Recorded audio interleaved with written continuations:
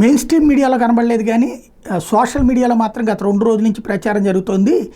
ఈ ఇబ్రహీంపట్నం రిజిస్ట్రార్ సింగ్ వాస్తవంగా YCP government ఉండగానే అతను అక్రమాలకు పాల్పడ్డాడని చెప్పేసి స్పెషల్ ఫోర్స్ వెళ్ళి రైడ్ చేసి 6-7 స్థలాల్లో తన దాని మీద తనిఖీలు చేస్తే అతను పారిపోయి తప్పించుకున్నాడు. అప్పట్లో ఎవరో సహకరించారన్నటువంటి ప్రచారం చేశారు కానీ ఏం కాలేదు.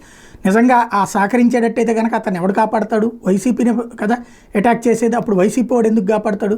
వేరే పార్టీ వాడు కాపాడాలి. అయితే ఇప్పుడు అతని పేరుతో ఒక లేఖ, ఆ లేఖలో చంద్రబాబు గారి పేరుతో ఉన్నటువంటిది. ఆ లేఖలో ఏదైతే సజ్జల రామకృష్ణారెడ్డికి బినామీగా శ్రీకాంత్, తర్వాతన జబర్దస్త్ నటి వనం దివ్యాలియా శ్రీతు చౌదరి ఉందని చెప్పేసి, అలాగే జగన్మోహన్ రెడ్డి భార్య భారతి జగన్ పిఏ కే నాగేశ్వర రెడ్డి ఉన్నారన్నటువంటిది ప్రచారం గత 2-3 రోజుల నుంచి సోషల్ మీడియాలో చేసుకొస్తున్నారు. కొన్ని వెబ్సైట్లో వీటిలో కూడా హైలైట్ చేస్తున్నారు. అంటే ఈవెన్ పేపర్లో మాత్రం అట్ట రాలేదు, పత్రికల్లో రాసుకొచ్చినటువంటిది మాత్రం సింగ్ పారిపోయినాడు, దొరికాడు, ఏఎంఎల్సీ సహకారంతో అన్నటువంటి కోణంలో రాసుకొచ్చారు. ఇప్పుడు ఇట్లా రాసుకొస్తున్నారు. అంటే జగన్ని ఇది అడ్డుపెట్టి అతన్ని విచారించిన తర్వాత అతనిచ్చిన వాంగ్మూలం ఆధారంగానే ఏమైనా కేసులు కడతారా చూడాల్సింది.